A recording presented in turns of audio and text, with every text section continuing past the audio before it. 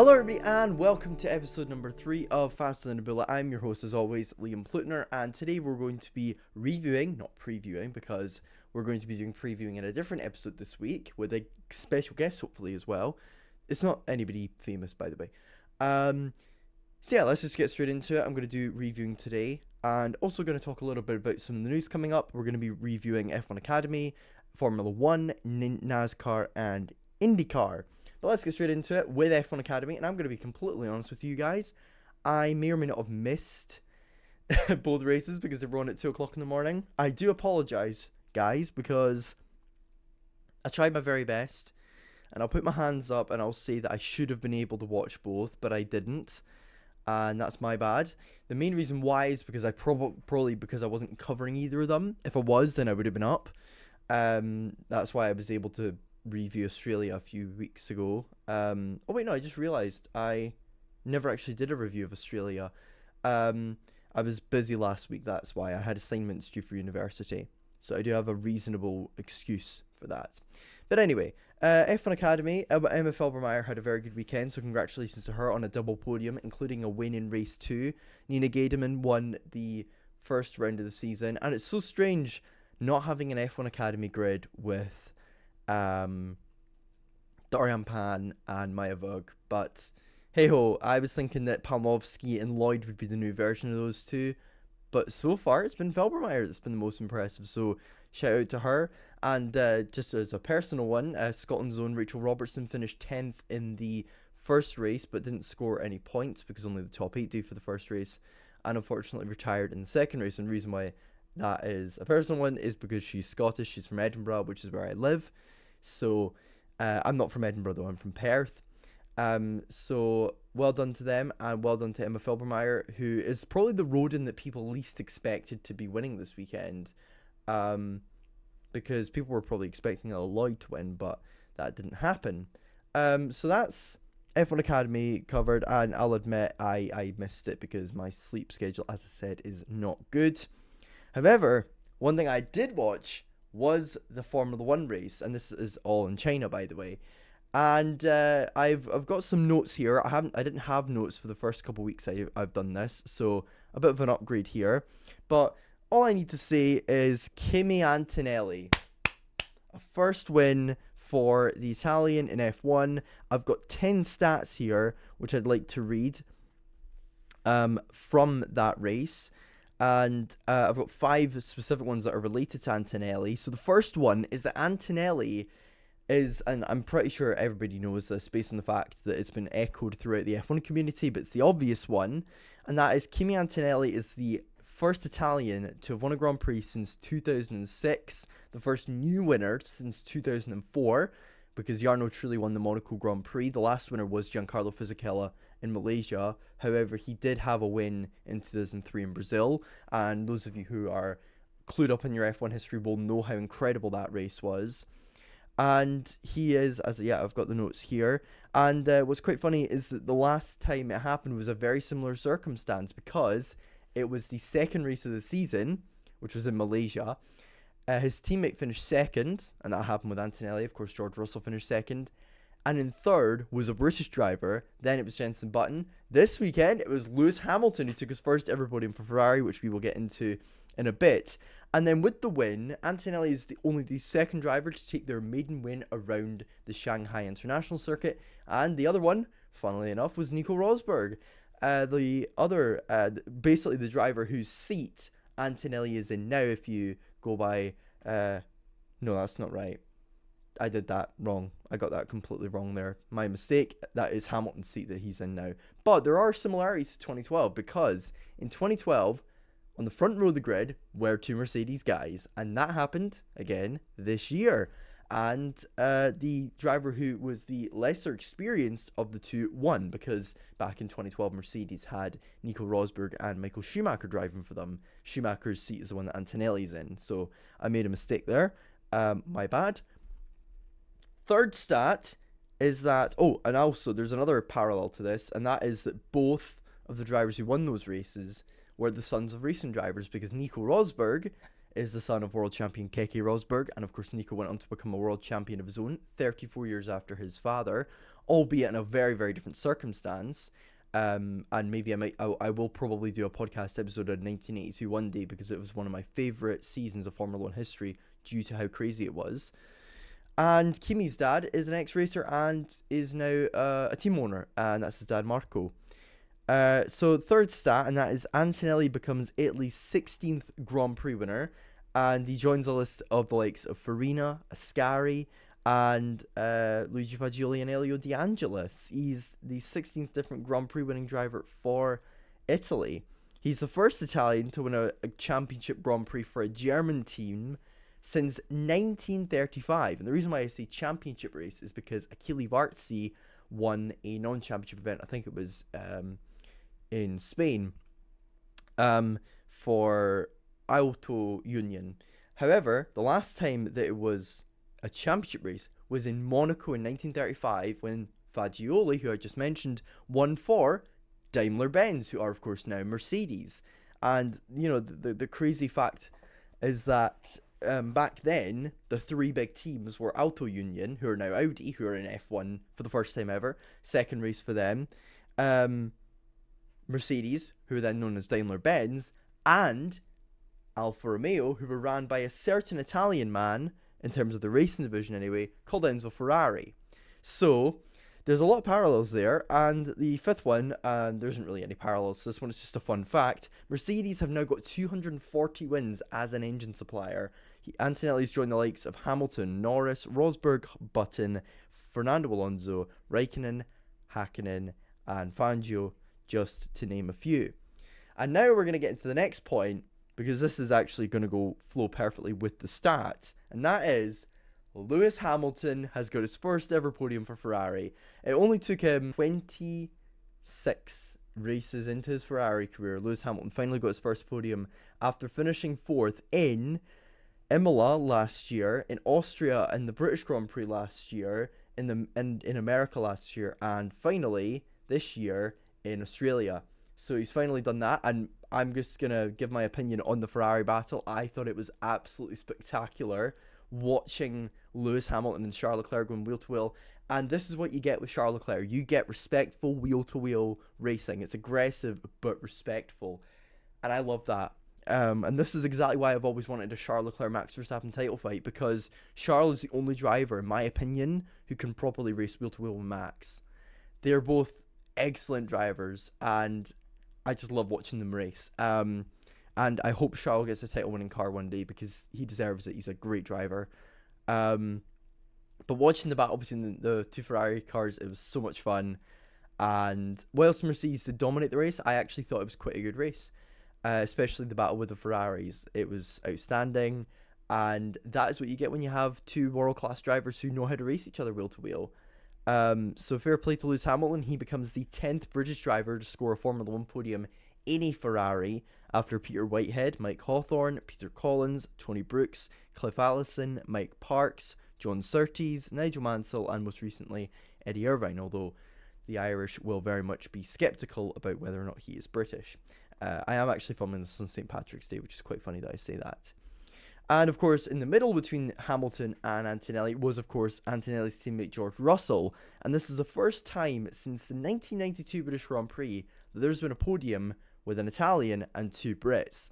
The two Brits being Mansell and none other than Sky Sports F1's Martin Brundle and Riccardo Patrese. So it was almost the exact same circumstance, which was a 1-2 for a specific team, and then a different driver finishing third that was British, although on that occasion Mansell won ahead of Patrese.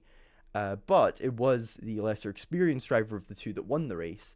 It's quite crazy, actually, because when you think about that, 1992 British Grand Prix, Mansell had been in F1 for 13 seasons at that point, and Patrese had been in F1 for 15 seasons. That might well be the most experienced F1 lineup of all time. 1992 for Williams, and they finished first and I think was second in the standings that year.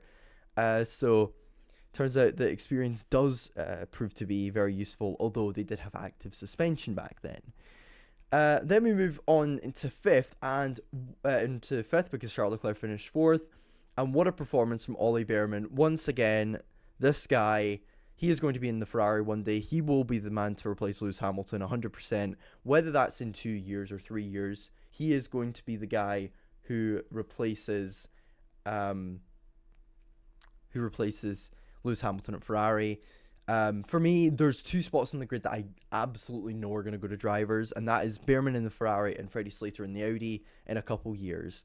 So what we can absolutely certainly say is great drive from Ollie Behrman, once again just showing his talent, managing to beat Max Verstappen on paper until Verstappen's car conked out, which we will get to in a bit. What a performance from him. And then we have Alpine. Wow, what a performance from them. Double points. I feel bad for Franco Colapinto, and the reason why is because if George Russell and Kimi Antonelli didn't come up to lap him, or it was the Ferraris, when they came up to lap him in Sainz, they did it at such a bad time because they were in the middle of their battle, and Colapinto got held up a bit, so he had less time to overtake Sainz, and he wasn't able to before the end of the race. I was keeping an eye on that gap because Colapinto decided to do I think it was a 2-stop he did, and it almost worked for him. He almost finished in he didn't do a 2-stop. He pitted much later than everybody else did, and he was on fresher tires.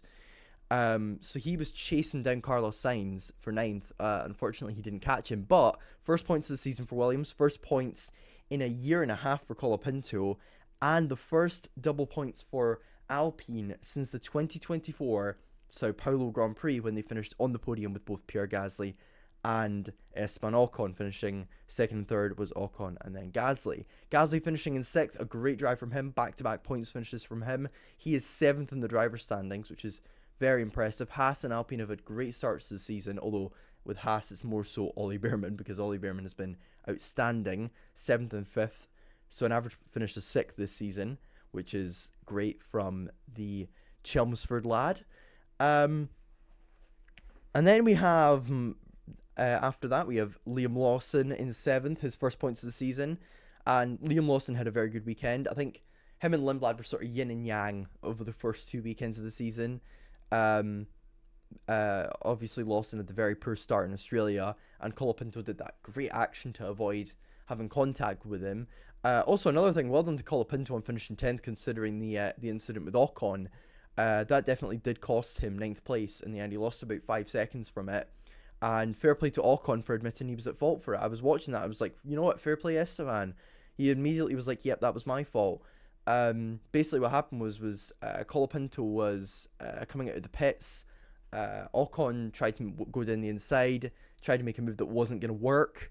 And they both had contact. In the end, though, it ended well for both parties because Ocon admitted he was to blame. He knew he was at fault. He got the penalty, which was deserved. But Colapinto still got points. Unfortunately, though, he probably got one less point than he deserved based on how well he drove. Colapinto had a very good drive, and let's hope that this is the start of something for him, because he has been on a very poor run of form in the last year or so. Although the Alpine last year was terrible, we can all admit that. He qualified in 12th on Saturday, and he went and had a good race on Sunday. But Lawson had a very steady drive, a very good drive, just kept it clean, kept himself in contention for sort of the big points in the front of the midfield, and then when Max Verstappen had his problems, he just gained from that, as did Gasly and Hadjar and Sainz and Colapinto. So speaking of Max Verstappen, he retired from the race. Actually, I'll get into him a little bit later, but his teammate Isaac Hadjar scored his first points for Red Bull. He finished 8th. It's not been a great start to the season for the Red Bull team, and honestly, they have really got a lot of work to do, because the car does not look good at all for either Hadjar or for Verstappen. But Hadjar is slowly but surely breaking the Red Bull second driver curse. Either that, or Max is just not motivated anymore and is fed up. It could be both, to be fair, but I don't know. Sainz, great drive from him. This is sort of the performances that we saw from him in the sort of second half of last season. He's continuing that form. Obviously, he got the podium in Baku, and then he had the podium in, was it America? Where was this podium? I can't remember off the top of my head. Where was it?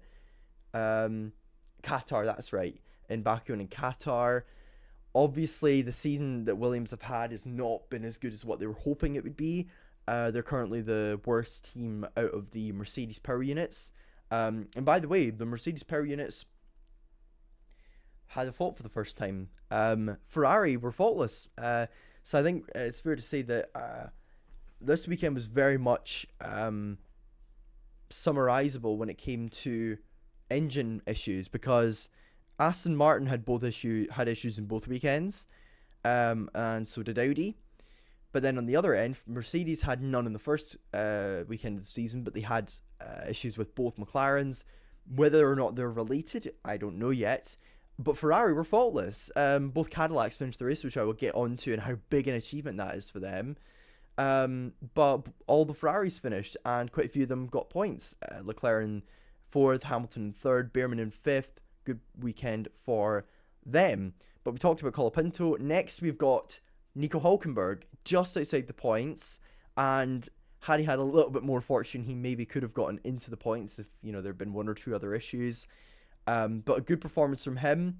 Audi are going to be looking to continue this momentum, because they are looking like a really good midfield team right now. And the midfield battle once again this season is looking like it's going to be a banger, because you've got at least 4 teams in there. Because the way I see it is you've got the 2 teams at the top, Ferrari and Mercedes and Ferrari, and then you've got McLaren and Red Bull just a bit behind, needing to catch up, and they will, because they're both very, very good teams. But then the midfield battle, you've got Alpine, you've got Haas, you've got Audi, you've got Racing Bulls, and Williams hopefully are coming to that battle as well. And then, unfortunately, you've got Cadillac and Aston Martin a little bit further back. But Aston Martin did have a couple promising signs from the race, such as the running that they got, but I will get to that in a bit. Good race from Hülkenberg. Arvid Lindblad finished in 12th. It was a difficult race for him. He obviously had his spin at the hairpin, and if that hadn't happened, maybe he could have had a little bit better of a result. But this is going to happen in his rookie season, and I know I'm sounding very positive and cheery right now, but that's because, he's a rookie. You got to give him time. And to be fair to him, he's averaged a 10th place in his first 2 races, which is also pretty positive. So that's 12th done. Now I'm going to talk about Cadillac, because I don't want to be going and, giving them too much credit, but I'd give them a standing ovation, because both cars finished the race. They may have had contact at the beginning of the race, but they both finished, and they only finished a lap down, I'm pretty sure. I'm going to just check I got that right. They only finished a lap down, and they beat a Haas.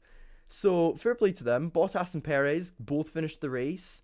I think if they keep this going the way they are, they'll have at least 1 point to finish by the end of the season, whether that be because of luck of everybody else having a conk out, or because of pure performance. It's a great foundation to build upon, and well done to Cadillac. They've had a double finish, which is something that Aston Martin haven't had this season, something that McLaren haven't had this season, something that Audi, Williams, a lot of teams haven't had both their cars finish a race this season. It's there's been a lot of issues for quite a few teams. So well done to Cadillac for having both their drivers finish a race. So in the middle of those two, we had Esteban Ocon, who of course had his penalty.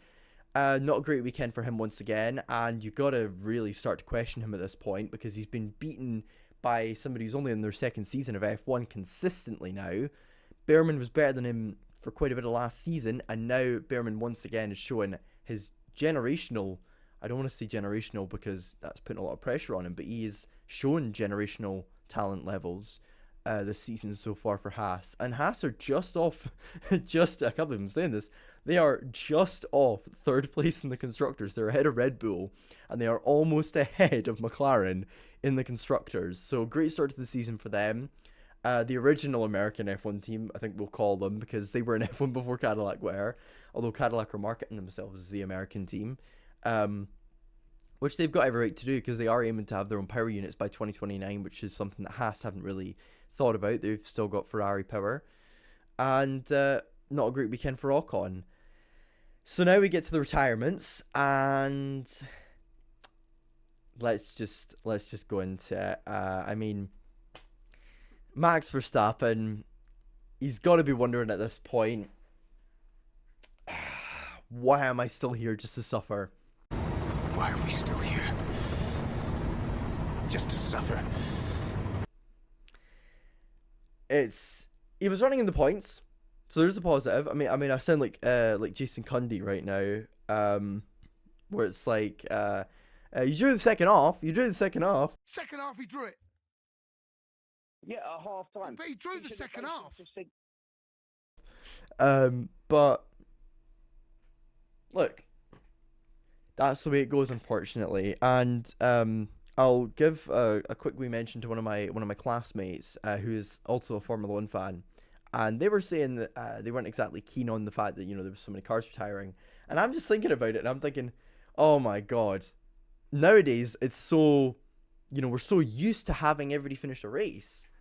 And we're not used to the fact that, you know, 15, 20 years ago, cars were breaking down like there was no tomorrow. You know, sometimes there was only 9 or 10 cars that were finishing the race. I mean, there was one year in Monaco, I think it was 1966, where where like 4 cars finished the race. I want to find this race just because I want to make sure I've got the year right. I'm pretty sure it was 1966. Only 4 cars actually finished the race. Yeah. Only 4 cars finished within 5 laps of the race, and only 3 finished within like a lap, within like a lap and a half, within 2 laps, I should say. Jackie Stewart won by 40 seconds from Lorenzo Bandini, and Graham Hill was third a lap down behind his teammate. So wild. So that's Max done. Then we got Fernando Alonso. He got 2/3 of the race done, I'm pretty sure. He needed to get to, I'm trying to think about this mathematically. He needed to get to lap 42 to be classified as a finisher, to complete 75% of the race. I'm pretty sure that's how long he needed to have gone anyway. Doesn't say Verstappen's been counted as a finisher, even though he completed enough laps. But he retired on lap 32 due to the vibrations in the car.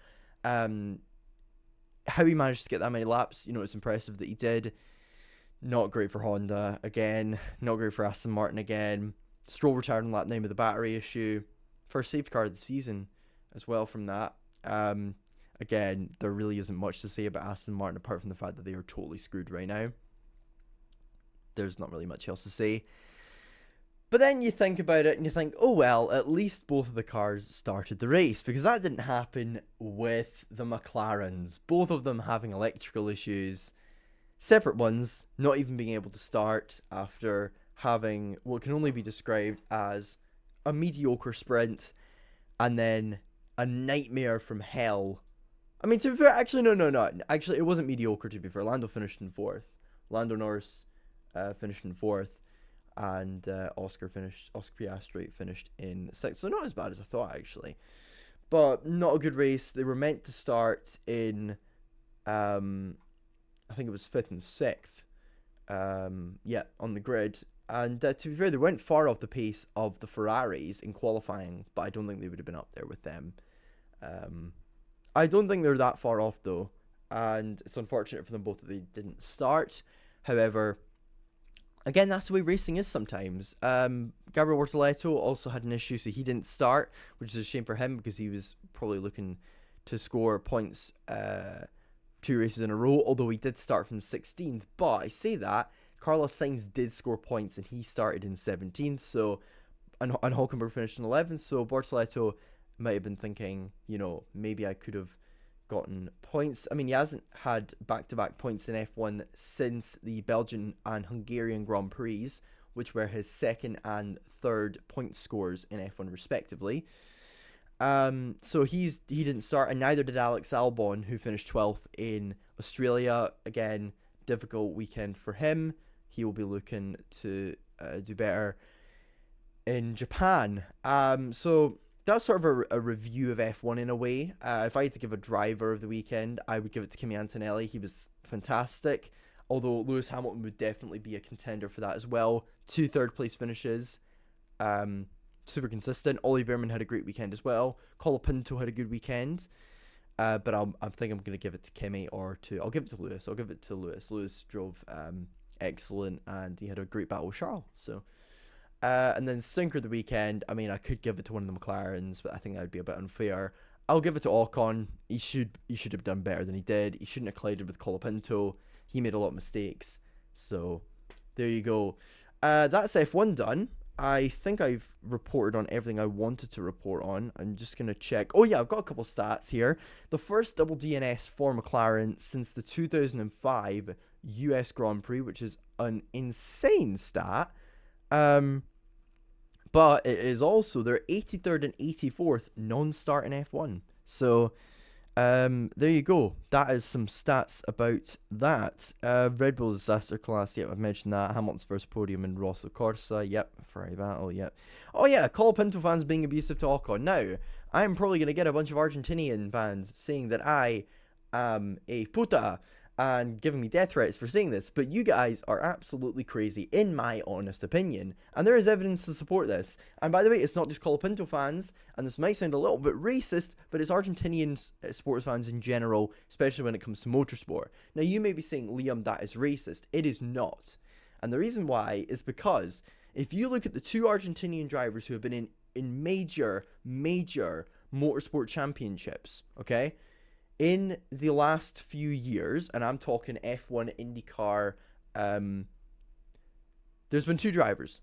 There's been Agustin Canapino, and Franco Colapinto. Now, when Agustin Canapino had an incident with his teammate Callum Ilott, there was a lot of bad comments aimed at Ilott. A lot. And there was a massive bit of division. Canapino ended up leaving Young Cos because of it. I think briefly, it was not good at all. Honestly, it was pretty hideous, to be perfectly honest. I'll see if I can get a bit of info up about it now. JHR released a statement which Marshall Pruitt, who's a very, very acclaimed IndyCar journalist, said was a tepid plea for civility, and they seemed quite disinterested. And Ricardo Young Cos blamed Ilott. So they took the side of Canapino, and in the end, it didn't actually work out for them. So basically, what I'm saying is that Argentinian fans have been known to not be particularly civil at times, and I think that there needs to be something done about it. If I had to describe the football version of them, I would say they're like the Old Firm Ultras. And there's a whole thing about that. And that's another topic for another day. And that's football as well. I'm a motorsport channel at the end of the day. But they are like them. They are like hooligans. Some of them. Not all of them are. I'm not saying all of them are. I'm just saying some of them can really get out of hand sometimes and say some really ridiculous things. But anyway, we talked about F1 for half an hour. The last 15 minutes are going to be dedicated to IndyCar and NASCAR, because I'm an F1 journalist first and foremost, a motorsport journalist. I am an F1 journalist, whether that be F1, F2, or F3, first and foremost. So we're going to get into IndyCar now. And it was a great weekend. I did miss qualifying. I don't remember what I was actually doing on that Saturday. I'm trying to remember what I was doing on Saturday. Oh, I think I probably was watching the football. That's probably what I was doing. Or listening to it. So IndyCar was at Arlington for the first time. What the hell is a polar bear doing in Arlington, Texas?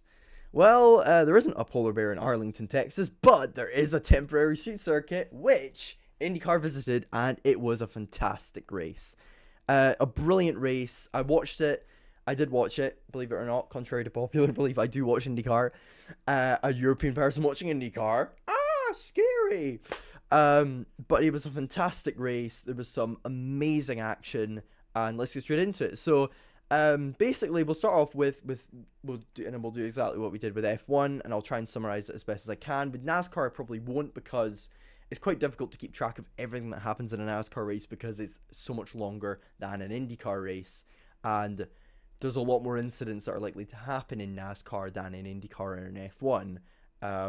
Not because the drivers aren't talented, but because the cars are wider and they are almost always racing on ovals, so there's more risk, I suppose. And just the way that NASCAR works, with the drafting and everything, there's a lot more likely to be incidents. So let's get straight into it with Kyle Kirkwood. What a weekend.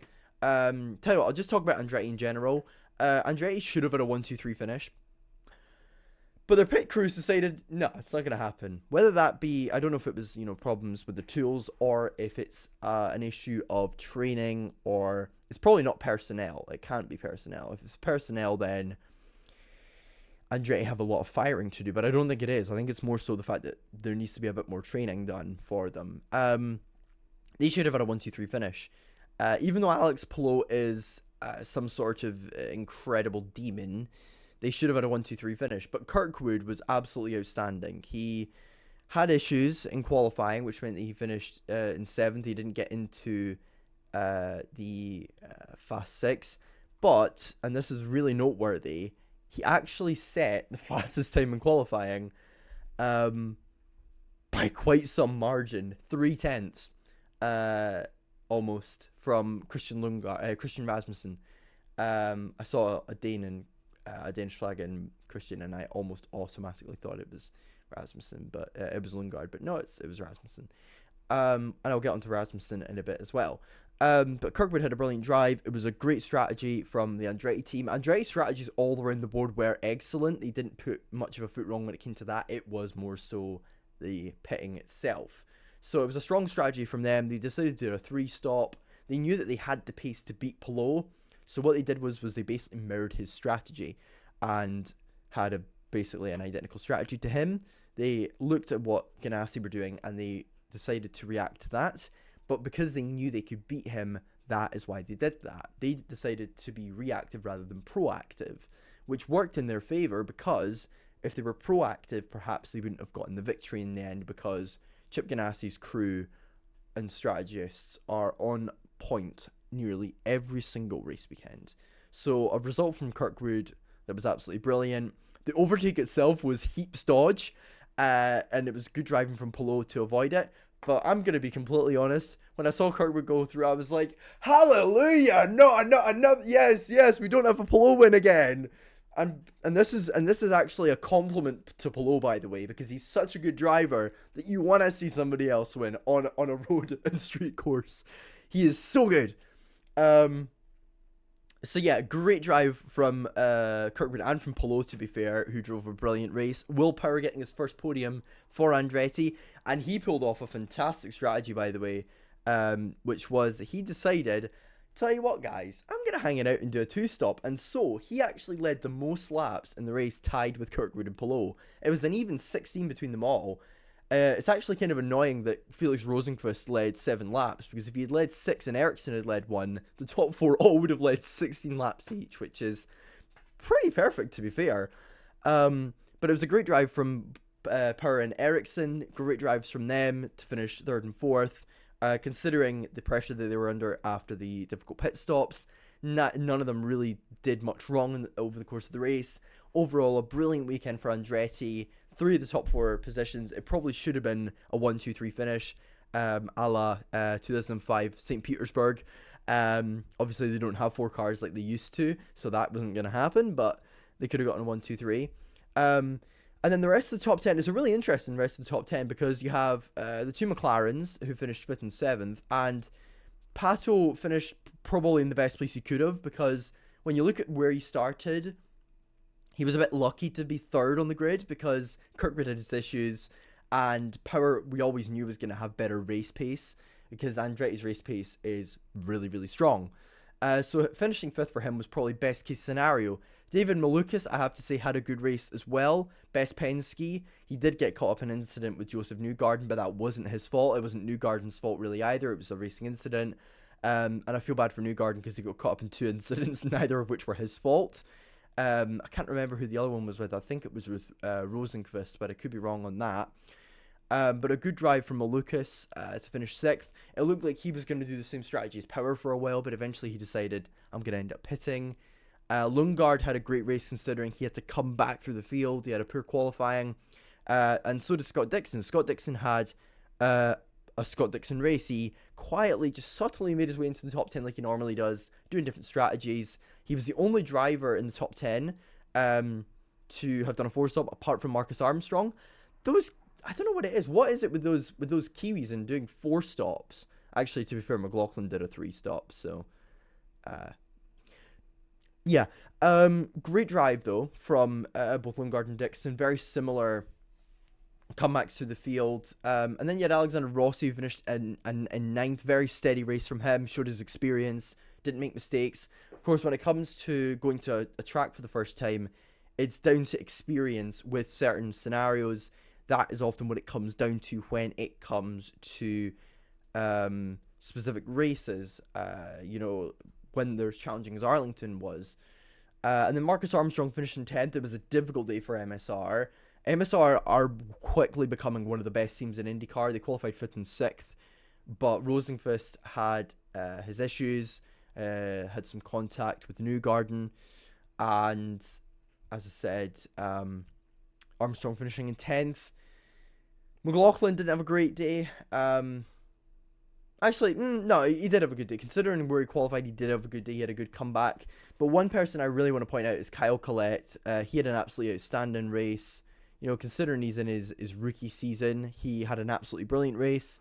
Of course, he's used to racing on road courses. He's got an open wheel background, first in Brazil and then in Europe. I've known about the guy for about 5 or 6 years now. He drove in Formula 3 for a while. He was a solid, sort of between front and midfield kind of driver. He'd get podiums every now and then. He'd score a lot of points. I think he finished top 10 standings a few times. Had Alpine back in at one point. Never managed to make it to F2 though. So he moved to America and he did really well in Indy Next in his 2 seasons there. Obviously he didn't win the championship, but he had 2 solid seasons. So AJ Foyt decided to promote him to replace Mo Lucas, who was going to Penske, to replace Power, who was going to Andretti, to replace Herta, who went to F2 to High Tech because Luke Browning decided to become a Williams reserve driver, and also because he went to Super Formula. That is a long, convoluted pattern, but that's basically what happened. So good weekend from Collette. Louis Foster, he started 13th and finished 13th, so there's that. VK had a solid race as well. Started 21st, finished in 14th, kept himself out of trouble.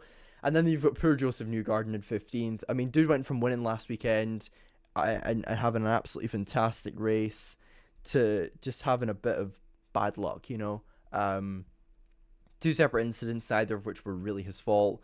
I'd say that both incidents were racing incidents because it's a car coming out of the pits and then things just happen sometimes. It wasn't like with Ocon and Colapinto where it was like, there was a solid, 5 or 10 seconds where between, the incident happening, because it was almost straight out of pit road that those things happened.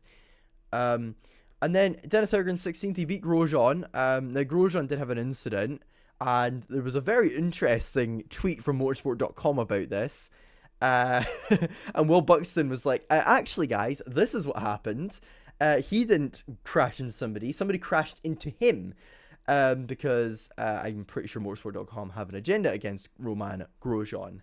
But that might be me just making that up. Hauger, again, 16th after starting 19th. He's still getting used to the series. He didn't finish as the best rookie, but it was still a good race from the Norwegian. Ferrucci in 17th. What can you expect out of him? He's an oval expert. Not really much else to say. And again, with Rahal, it's a similar story. They're better on the ovals. It's very clear that Rahal have got their oval package really spot on this year. And that's quite strange because they've been back markers for a long time. Last few years they've really struggled. Except at Indianapolis Motor Road Course, which I talked about a couple weeks ago. So for them to have gotten some good oval runs is good, but again a very difficult race for them. 13th, 18th, and then Mick Schumacher finished the lap down in 22nd. He had a few incidents. He had a spin, but he managed not to bring out the caution. Kevin Simpson finished 19th. He was a bit of a lunatic. I'm pretty sure he was the one who had the collision with Stingray, Robb, and Siegel, and Grosjean. I'm just going to make sure I've got that right, though, because I don't want to be saying that he's a lunatic and then realising it wasn't him, but I'm pretty sure it was him. Actually, tell you what, while I'm doing that, let's get into some of the news, because there are a couple of pieces of news, because there's 2 drivers that have been announced for the Indy 500, and that is 2 champions, Takuma Sato and the 4-time winner, Helio Castroneves. Crazy, I know, but it is true. Both of them are going to be racing in the 500 this year, as is Ryan Hunter-Reay. So there's three Indy 500 winners. So can't wait for that. And Helio's still going to go for 5, even though he's 51 years old this year. Oh yeah, and you also had the whole thing with Daniel Dye. I am going to get into that because there's a very, very interesting video of Daniel Dye, who was a NASCAR driver. And yeah, here we go. Yeah, okay, I've got it here. I found it here. So they're on board. It's an onboard of Stingray Rob, and what happens is that this is the restart, and Kevin Simpson's ahead of him, and then ahead of him is Nolan Siegel, I'm pretty sure, based on the color of the car. And Simpson just forgets how to brake, goes into the back of Siegel, and then at that point, Siegel's completely screwed, and I think Grosjean got caught up in that, unfortunately. So, unfortunate for those guys that they had the collision. But yeah, I'm going to talk about since we're about to go into NASCAR, let's talk a little bit about the Daniel Dye thing. So what happened was they were streaming on Whatnot, which is like this card platform, I'm pretty sure. And basically he was being homophobic. And basically what happened was in the clip, David Malukas is being mocked by Daniel Dye and Brent Cruz, who are 2 NASCAR drivers. Daniel Dye is not that talented, by the way. And they're mocking David Malukas. Now, in case you don't know already, David Malukas is an IndyCar pole sitter, an Indy 500 podium finisher, and is considered one of the best oval racers on the planet. Daniel Dye has only won once in his career, in professional career, and that was in ARCA. He's only won in ARCA. I think he's won a few times in ARCA, actually, so I'll correct myself there. He's won in ARCA, but he's not won in trucks, he's not won in Xfinity, or O'Reilly, or whatever the freak it's called now. I was a bit swear there, and then I remembered, oh yeah, I'm putting this on YouTube. He's a blithering idiot, and let's have a little look at his results. Okay, so in the O'Reilly Auto Parts series, he has gotten a grand total of 0 top 5 finishes, and in the Craftsman Truck series, he has had a total of 0 race victories. He's had 1 top 5 finish, 1 in 2 years. Oh my god, that's terrible. No, I was right. He's only ever won once in ARCA. He's only won once in ARCA in his whole career, and this guy thinks he's able to mock David Malukas, who is like one of the most talented one of the most talented oval racers on the planet. So basically, what he does is he met Malukas, and he's going out. He doesn't know who Malukas is, and because he thought he was an Indy Next driver. I'm gonna play the clip. I'm just listening to it now. He thought he was an Indy Next guy, and then he asked him, "Do you race any ovals?" Now, in case you didn't know already, Indy Next is the IndyCar feeder series.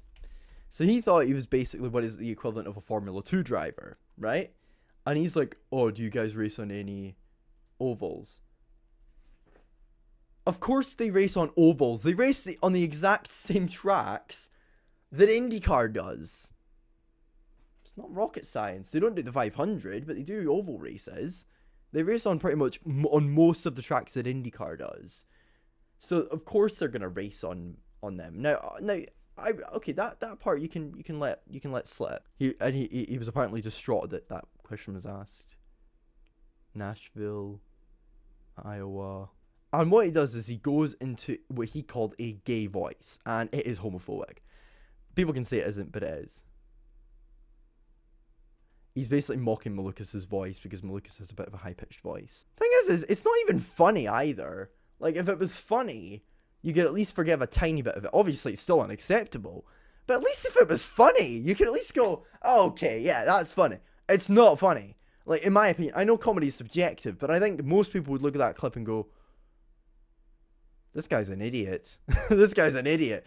And the thing is, right, It's a bit like when Lando Norris was like, no offense, he should focus on driving, to Sebastian Vettel. It's like, mate, if you even get anywhere near his accomplishments, I will be surprised. Now, Lando has become a world champion, and whether he deserved it or not is a debate for another day. But he's not going to get 4. And if he does get 4, then F1 really has lost it as a sport. I love how I was just explicitly like, Lando is not good enough for 4 championships. Charles and George are much better than him. There are a lot of drivers who are better than him. So there you go. That is my perspective on Lando Norris as a driver, which I'm sure you guys did not really want to know, to be fair. Let's see.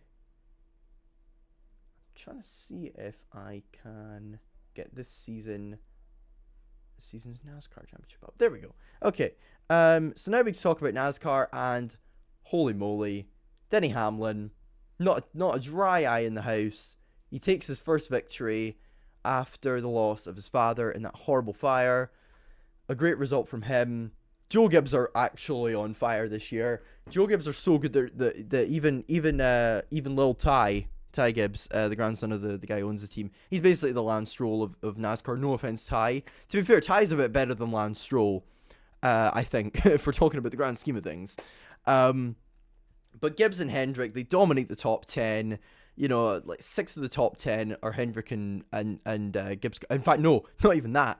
7 of the top 10 are Gibbs and Hendrick cars. They dominate the whole race. Hamlin goes on to win it, and it was an amazing performance from him. He thoroughly deserved the victory.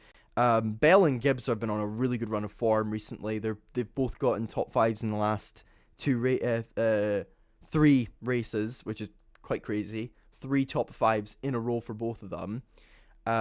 Very consistent, especially after how difficult the first 2 rounds were in Daytona and Atlanta. But they've managed to make a recovery, and they've done great. Reddick is still banging in top 15s and top 20s. 3 wins in a row, and then an 8th, and then a 13th. Bubba Wallace is still running very consistently. He's only had 1 finish outside the top 10 in the entire season. But the thing I want to talk about, finally, Brad Keselowski and Chase Briscoe have gotten some fortune, because both of them finished in the top 10. Now, Brad did finish 5th in Daytona, and Chase did finish 2nd in Atlanta, but they've had a lot of issues this season, but they've eventually managed to get some good results. Brad obviously co-running RFK Racing with Jack Roush and Fenway, who are obviously the people who own Liverpool, John Henry and Tom, and I'm going to pronounce his name wrong. See, I'm going to pronounce it the German way, Werner. That's Werner. I can't pronounce. See, the thing is, right, I may be part German, but I'm better at pronouncing German names than the average like English speaking person that's monolingual, but I'm still not great. But yeah, a great result from Gibbs. In terms of drivers who had difficult races and weekends, I saw the thing with Chastain and Suarez after the race. That was quite interesting. They finished in 17th and 18th. They used to be teammates at Trackhouse. Now Suarez is in the Spire seat alongside my beloved Carson Hocevar, who finished down in 22nd. Oh, by the way, I love how the top like 13 just lapped the rest of the field. Top 20 just lapped the rest of the field. It was crazy. SVG finally had some bad luck, because that man has been blessed with luck this season. He finally had some bad luck. He finished in last. All the cars finished within 10 laps, though. There wasn't any retirements. Connor Zilic, unfortunately, finished down in 32nd. It's been a difficult start to IndyCar life for him. Not IndyCar, NASCAR. Maybe he should be in IndyCar. He is a good enough driver for that. He's just had a difficult start to the season. He is a rookie. He is the only rookie this season. So he's already won Rookie of the Year, people. He's that good a driver. He's already won Rookie of the Year. But yeah, at the moment, if you want to know the grand scheme of things, the 16 drivers that are in the chase currently are Tyler Reddick, Bubba Wallace, Ryan Blaney, Denny Hamlin, Chase Elliott, Christopher Bell, Kyle Larson, William Byron, Chris Buescher, Ty Gibbs, Joey Logano, Brad Keselowski, Ryan Preece, Michael McDowell, and Carson Hocevar. So yeah, McDowell is also in the Spire car. Or if you want to know some of the Michael Marut's nicknames, you've got I'm trying trying to remember some of the nicknames. Grandpa, Giggles, Logano, Darb, McDonald's, and then Crash and Hocevar. Crash and Hocevar is a really good one, to be fair. I'll give him credit for that. Oh yeah, William Clyde is nickname for Chase Elliott, because that's his actual name. Chase Elliott's actual name is William Clyde, which is quite crazy. It's a very, very like funny name that he has. But the last thing I wanted to talk about, and this is a lot closer to home for once when it comes to motorsport, Scotland are fucking rallying! Woo! Yay! Yeah! Let's go! Scotland are back in rallying. So it was announced that the World Rally Championship is going to be back in Scotland. I don't know if it ever actually was, to be fair.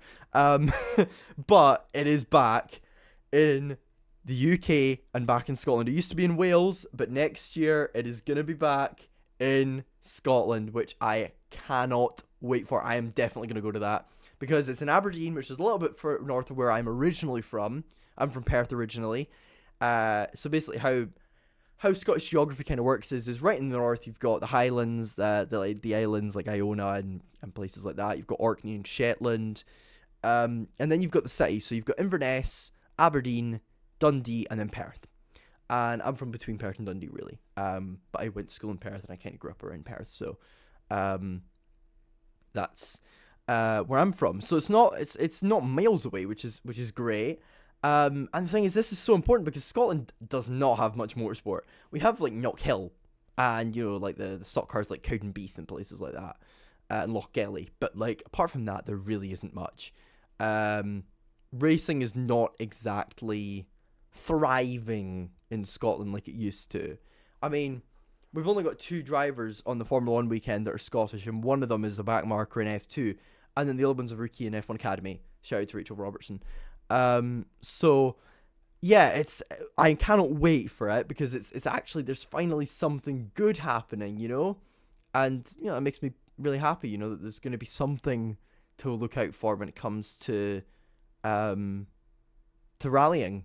I don't usually watch it, I'm going to be honest, but it's super cool that, I mean, it'll obviously come under the UK rally, which isn't, the Great Britain rally, which isn't my favorite thing, let's say, but at least we've got one. At least, you know, there's a rally in Scotland.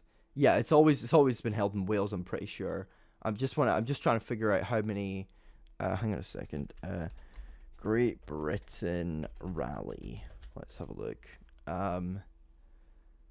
So it was so the Wales rally started, and it's been resurrected as Rally Scot. Okay, no, never mind. It's Rally. It's Rally Scotland apparently, and it's gonna be hosted in Aberdeen, and I cannot wait for it. So it's not gonna be called Rally Britain. It's Great Britain. It's gonna be called Rally Scotland, I'm pretty sure. So they've got an indoor service park, and David Richards put out a statement about it. I cannot wait for it. Funnily enough, one of the people who actually was involved with rallying, Scottish, or is Scottish, I should say, is actually from my area, Robert Reid, and he actually follows me on Twitter. So shout out to Robert Reid, legend. Of course, Scotland is known for its rallying. You had, of course, the absolutely fantastic McRae family, Alistair, Colin, and honestly, the whole family was just insane at racing, especially in rallying. Jimmy, Jimmy and Alistair, absolute legends, some of the greatest to have ever competed. I'm pretty sure there's a 3rd generation racer as well, although I could be wrong about that. But Scotland deserves to have a rally. We've got the pedigree and history for it at the end of the day.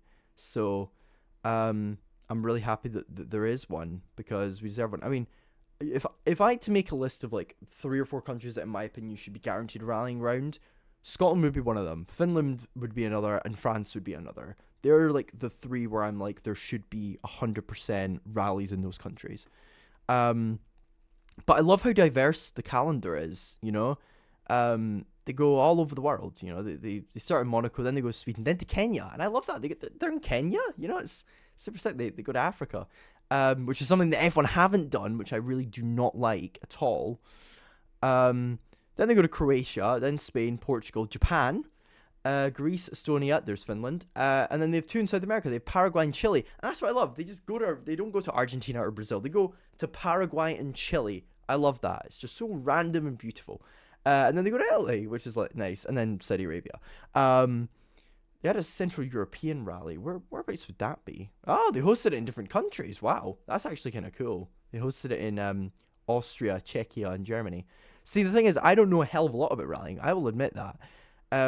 Rallying is not my forte when it comes to motorsports. My forte is everything else, pretty much. Apart from maybe IMSA. I don't know a hell of a lot about IMSA. What I do know a lot about, however, is what I talked about today. NASCAR, F1, IndyCar, and the feeder series. So I think that's everything I wanted to sort of talk about today. I think this will have a tiny bit more editing than the first couple of weeks. I'll have a little quick run through of it. But I will try and get this out tomorrow. And hopefully, if not, I'll be out on Thursday. I'm recording this on the Tuesday night. It's like 11:30, so some of my flatmates are probably wanting me to shut the hell up. Although then again, it is St. Patrick's Day and they are out.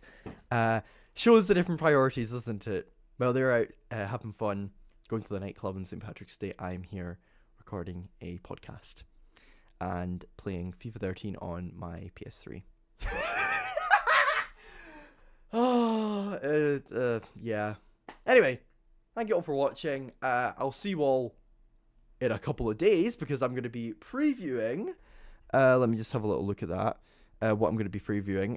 Because I've got the motorsport calendar almost prepared. I have got next week. I'm going to be previewing for this weekend. I'm going to be previewing MotoGP, Moto2, Moto3, and NASCAR. So I can't wait for that. I was thinking about doing Formula E, but I think I'll just do a review of that, not a preview. Maybe next time I will do a preview. But also, there's just going to be a general chat for the preview because I'm gonna have a guest. So it's just gonna be a bit of fun, you know, and have a bit of fun, you know, have some fun conversations just about random goofy stuff. And this person has been on the channel before, so thank you all very much for watching. This has been Faster Than a Bullet. I've been your host, Liam Ploetner. And this has been episode 3. Thank you all very much for watching.